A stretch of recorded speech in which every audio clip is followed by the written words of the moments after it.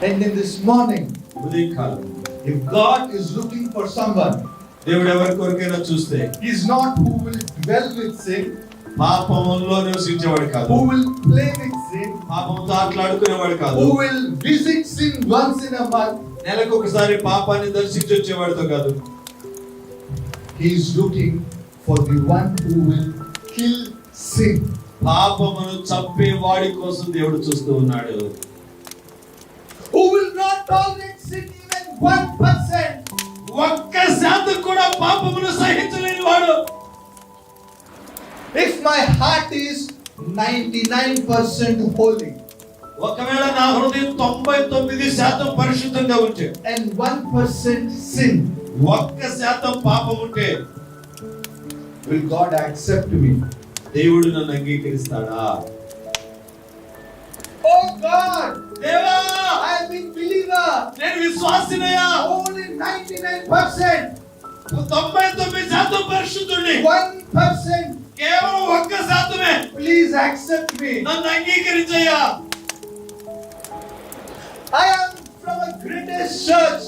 గొప్ప సంఘ విశ్వాసిని, I am a son and daughter of this pastor. పలానా దైవజనుడి దైవజనురాలి కూతుర్ని, I am a wife and husband of the grandparents of a great pastors. గొప్ప దైవజనుడి యొక్క మనవరాల్ని మనవడి నేను. I have come from the lineage of a priesthood. యాజకత్వపు వంశావళిలో నుండి వస్తూ ఉన్నాను. Oh God, దేవా, only 1%. Okay 1%. Please forgive me. దయచేసి క్షమించు.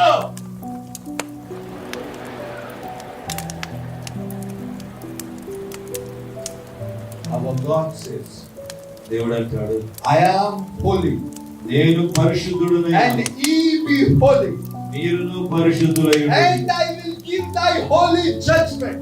ఆయన తన పరిశుద్ధమైన తీర్పును ఇస్తాడు. The reason I am emphasizing on sin పాపము మీద నేను ఎక్కువగా ఒత్తి పలకడానికి గల కారణం is the Lord has shown His grieving heart to me.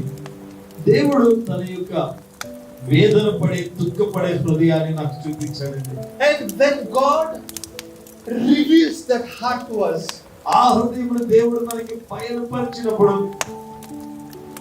you will not only sin, నువ్వు పాపం చేయడం మాత్రమే కాదు, you will not only hate to sin, పాపమును ద్వేషించడం మాత్రమే కాదు, you will not only hate to the sin of others, ఇతరులు చేసే పాపమును ద్వేషించడం మాత్రమే but you కాదు, will start praying for the others who would have committed sin.